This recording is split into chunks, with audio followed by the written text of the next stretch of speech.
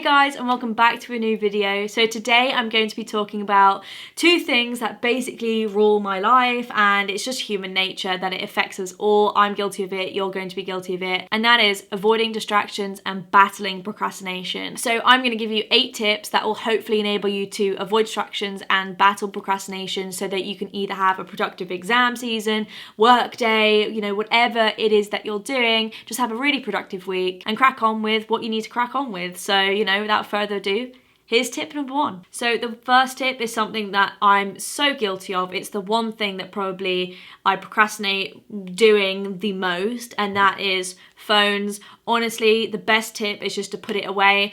I sometimes have to go and put it in the kitchen, put it, in the cereal box, put it in a different room, and also use app limits and app blockers if you have no self-control like me. I personally like to use app limits on the iPhone where you can just set a certain amount of time each day for certain apps that you want to use or certain categories of apps. And basically when you reach that time limit, it cuts you off. Also, you can use downtime, which basically shuts your phone off for a certain amount of time. So I use all those type of things when I'm studying, so then I actually physically can't go on my phone and I actually finally get things done. So tip 1, put your phone away. It is the biggest distraction. You just don't need it. Tip 2 is find your study spaces. So this was a big one for me, especially in my first year, that I used to always go to the library. I think it was one of those things that I just assumed that the library was where it's at. That's if I'm going to get studying done, that's obviously where I'm going to go be the most productive. But in fact it's just not. Whenever I went to the library, I'd stare at the ceiling for 3 hours and then do 100 words and then call it a productive day. So when it comes to study spaces, it's not only about wanting to work there, but it's also about working well there. So me now, this is me now. I work really well in my room. I rarely go to the library now in my second year, and I think that that's just what's best for me. So you need to go and find a space. It might be a cafe, it might be somewhere really busy, it might be locking yourself in your bedroom like me, but just find somewhere that you want to work and that you work very well in, and I would say that that will enable you to fight distractions and be very productive. Tip 3 is, I think, one of the most important ones, and it is mindset. So for me, I like to have a little ritual before I study or before I have a long sort of revision or study or essay writing day.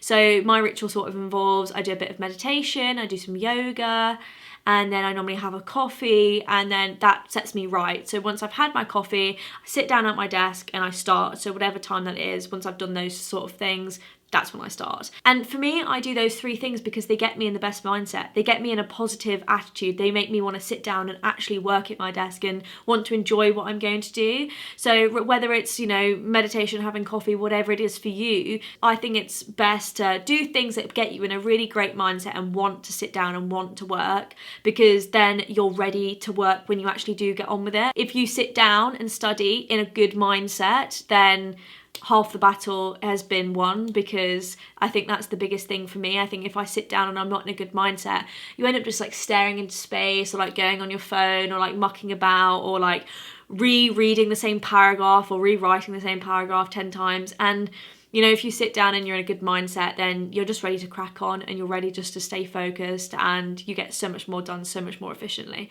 So that's the 3rd tip. So tip number 4 leads off number 3 of mindset, and it is be strict with yourself. I'm going to split this into 2 because there's sort of 2 elements to it. So there's discipline, and then there's having the right type of motivation.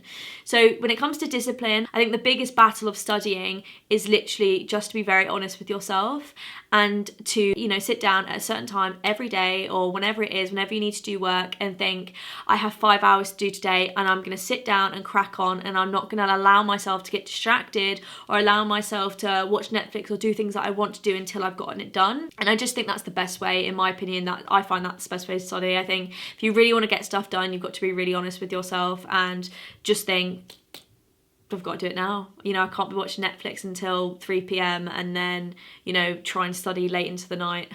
A tale of my life.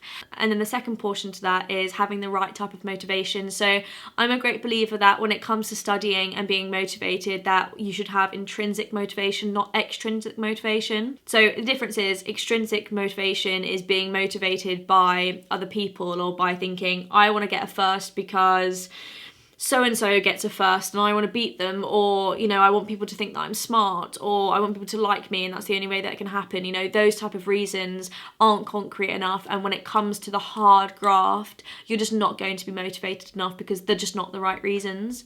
Whereas intrinsic motivation is truly the only motivation, I believe, that will enable you to be carried through to genuinely put a good shift of work in.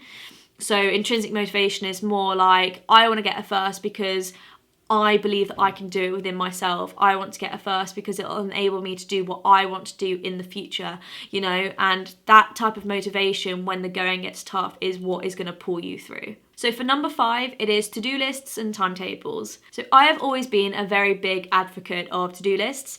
In fact, I have mine right here for this week. I always do them weekly. I like to categorize them in terms of like uni work, YouTube, you know, jobs and bills to pay and things like that. And each day then I'll make a daily to-do list and pick off like certain jobs that I'm going to do that day. And for me, I find that motivates me, keeps me disciplined. It shows me what I need to do that day, how long it's going to take me, and I know that if I leave jobs and I don't tick them off that day, then they're going to be carried over and it's going to be hell the next day. So, you know, to me, that motivates me and keeps me going, and I think it's just really, really great to keep on track of everything that you need to do. I'd say advice though with to-do list is to be very realistic, because the amount of times that I've thought, oh, I'll do 10 things this day, I'll do a 12-hour study day, you know, it'll be fine, and then it gets to hour 5 and I'm dying, and then, you know, you're just behind, you know, it's just not realistic. You've got to really think, what am I in my mindset, in my mood, how many breaks I'm going to want, what am I going to be able to achieve this day, and only put on that amount,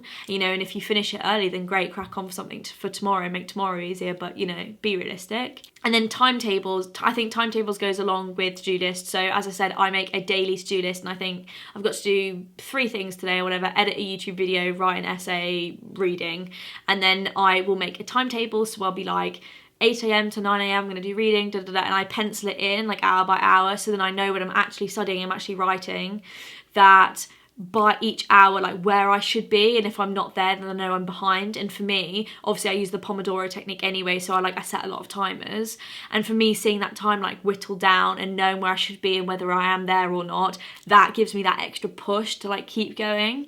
So I just think timetables and to-do lists are like brilliant to really show you like what you need to be achieving to keep on track and to know whether you're there or not. So for number 6, it is find the best time when you work.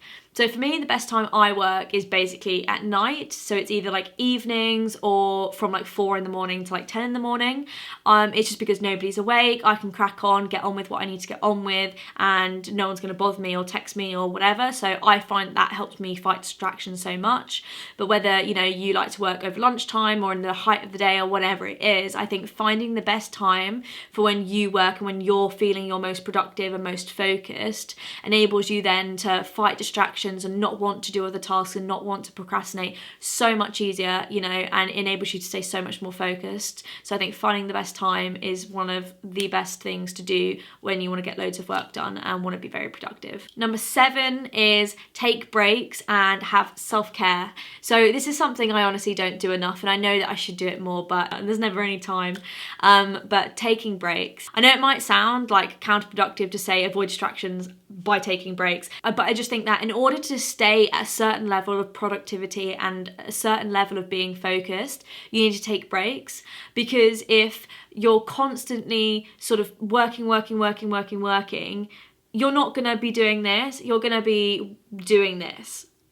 And by taking breaks, you'll be like up here and then you'll take a break, and then you'll be up here and then you'll take a break, and up here and then you'll take a break. I just think by taking breaks, it enables you to come back, be refreshed, be recharged. Taking breaks really helps you fight distractions because it enables you to keep focused. And finally, the one thing that I'm such an advocate for is the Pomodoro Technique. So if you're unfamiliar with what it is, even though I talk about it in every video, basically you set a 25-minute timer, you do whatever work that you need to do, and then you set a 5-minute break, and in that 5-minute break you go off, do whatever you want to do, and then you come back and do another 25-minute round.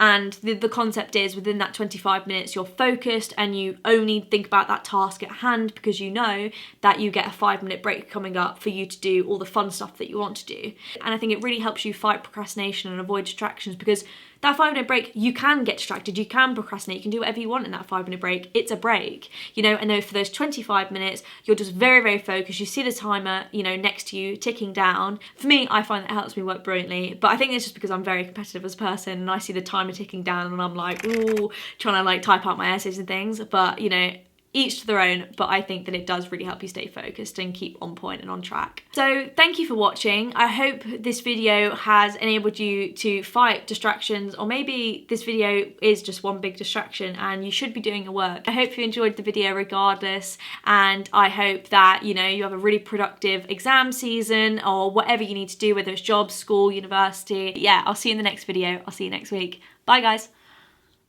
How many doors can people open in a 2-minute period though? Like, guys, I'm filming.